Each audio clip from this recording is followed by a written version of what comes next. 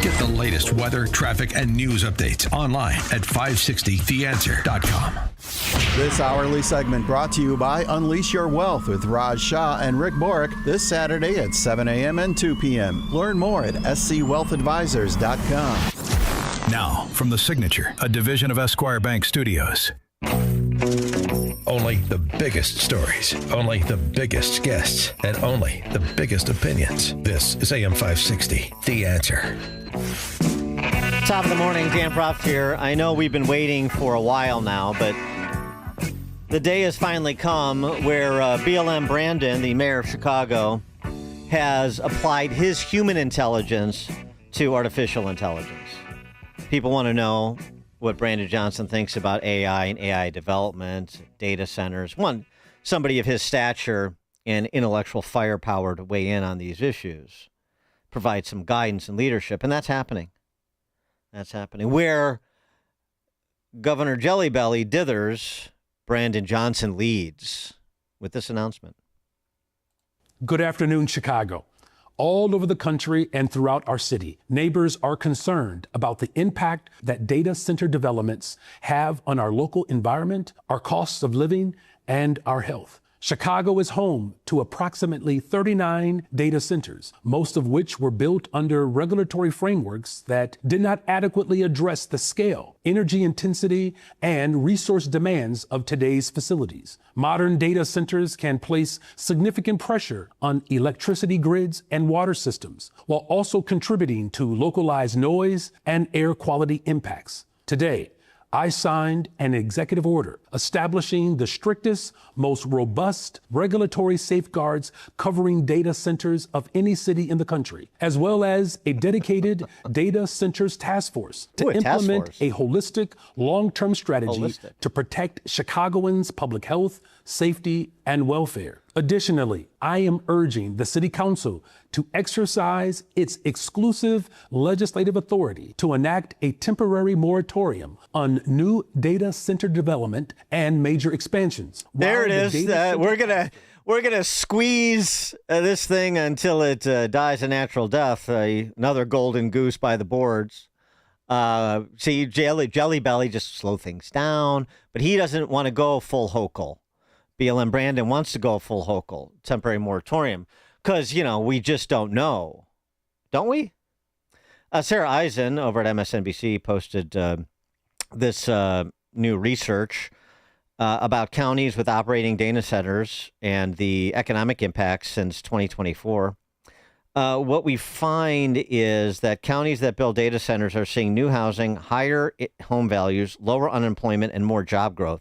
So if you're interested in any of those things, new housing, higher home values despite new housing, more supply, lower prices, no, not if there's more demand.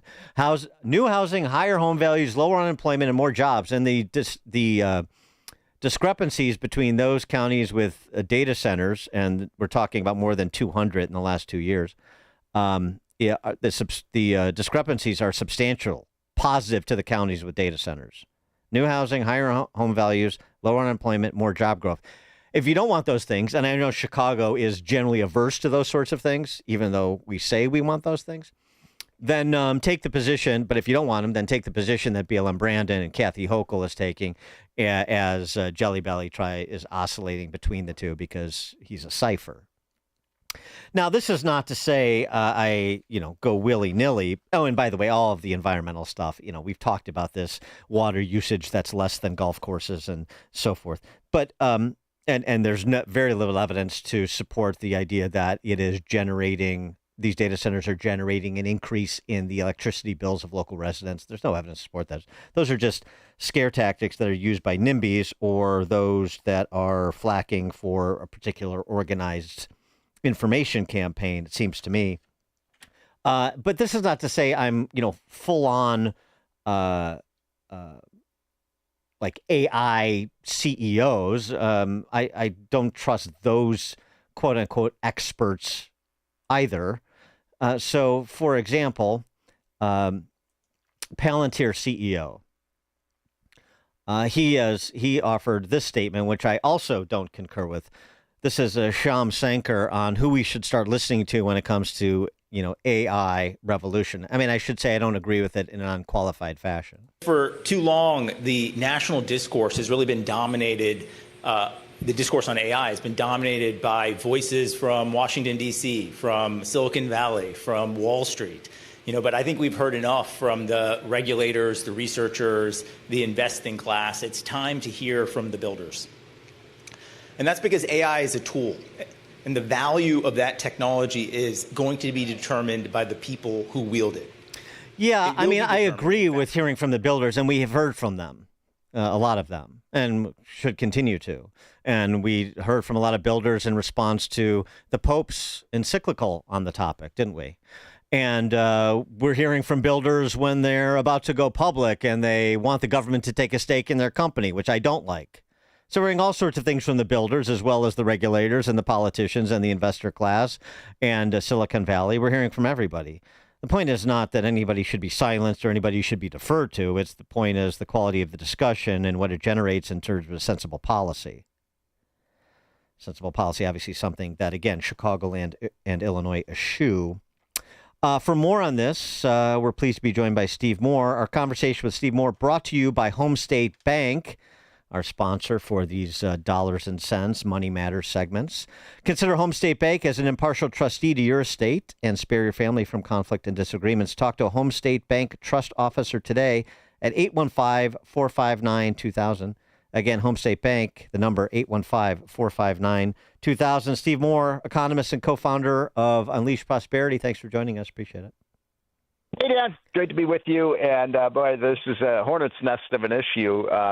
I was just 2 nights ago, I was in Culpeper, Virginia. I don't know if you've ever been to Culpeper, Virginia, but it's about 60 miles outside of D.C. and kind of more rural community town in central Virginia. And we did a focus group with about 25 people in that community because they have data centers there. And it was a fascinating experience. We had a good array of people, retirees, working class folks, some CEOs, and so on. And the consensus is we don't want data centers. No, they're too many data centers. There's too much development here, et cetera. So there is a real PR problem, no question about it. People are concerned about it. Partly, Dan, one of the things I discovered is partly people don't trust Silicon Valley. They don't trust. Nor should they. That the value. Yeah, exactly. I mean, for the last 30 years, the Silicon Valley have sort of thumbed their nose at conservatives, and they've made friends with the leftists. Of course, now the Bernie Sanders of the world have turned on them. Now they're running to us. And so, and by the way, I'm working with the tech industry to help them solve this problem because the bottom line. Let's start with the most important thing here. We need more data centers in this country. We're going to probably need to double or triple data centers because they are the ignition switch of the future. When people tell me, no, I don't want a data center, I was like, oh, what is that you got in your hand? Oh, that's my cell phone. Do you like your? I can't live without this thing. Are you kidding? It's like an appendage to my body. Do you like to use the internet? Yes, of course. I use the internet all the time. Blah blah blah. So people, do you like the GPS system? I bet a lot of people are driving around right now in their cars, getting to one place or another, using the GPS system. None of that works without data centers. I mean, I think people are spooked by this. They don't even know what data centers are. I mean, I didn't even know what a data center was until a year ago. I'm sorry I'm going off on this, but the first thing that's important is that people realize if you don't have data centers, you're not going to have the internet, you're not going to have GPS, you're not going to have, your cell phone isn't going to work, et cetera, et cetera. So we need them, and the real question is where they are going to be built, Dan. And my feeling is, look, if Chicago doesn't want them, I mean, I would think Chicago would want more economic development, but if this idiot mayor doesn't want them, build them somewhere else. Well, exactly. No, that's exactly right. I mean, I'm all for sort of local decision making on the topic, but I'm not for, general disinformation and right. Fear mongering. Nor am I deferring to any experts or any one group, as I said at the outset. But let's understand what we know. For example, in Loudoun County, Virginia, which is home to more than 200 data centers. That's right. Tax revenue.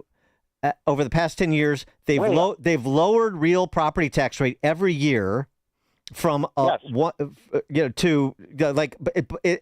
sort of been lowered by about 30% in real dollars over the last decade. And they have increased tax revenue from $466 million in FY22 to $795 million in FY26, which is why they can lower real estate taxes. So, in part, so the point is to say, like, here's what's happening on the growth front. Here's what's happening on the tax coffers and the cost of living front. What that how that's impactful, and then fine, examine the resource issue from every angle you want. But what you're going to find is that, as with most technological innovation that is done responsibly, this is a winner, and people should be interested in adopting winners.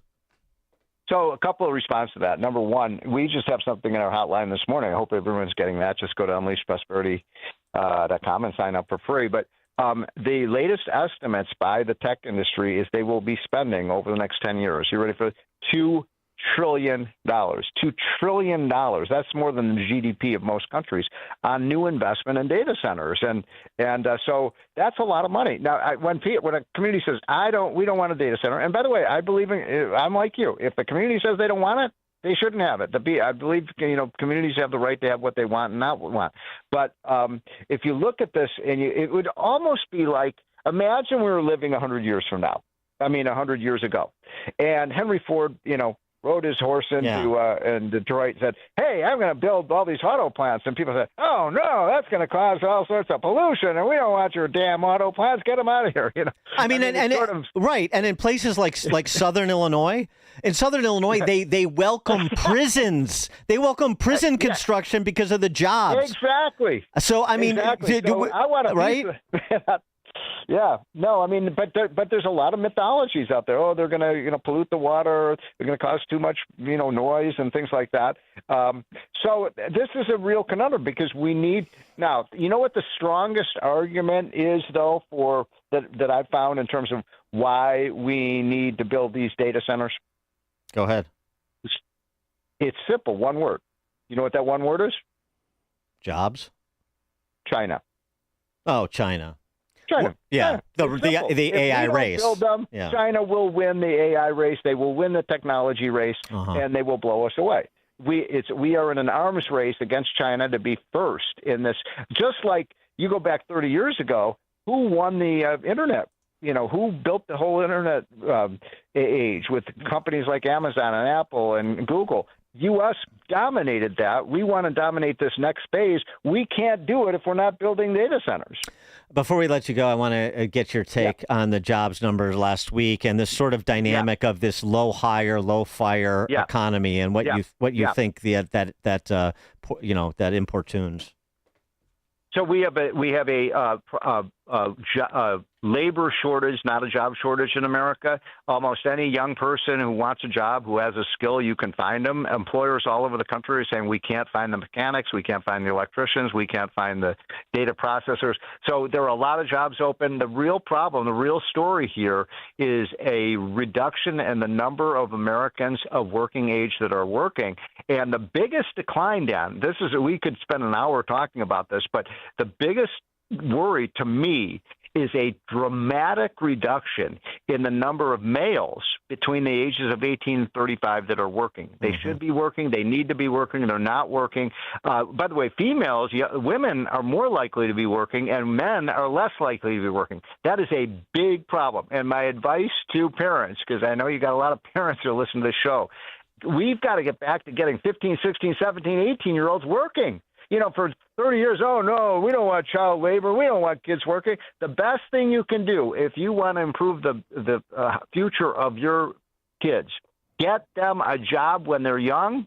My first job was working in Indian Hill Country Club as a caddy. Yeah, you and Bill Murray. I was 14 years old. Yeah. So this idea that we shouldn't have kids working, crazy. My wife, as you know, and she grew up on a farm. If you grew up on a farm, you started working when you're 11 years old. She has the most incredible work ethic. So get your kids out from in front of that stupid computer screen and get them a job.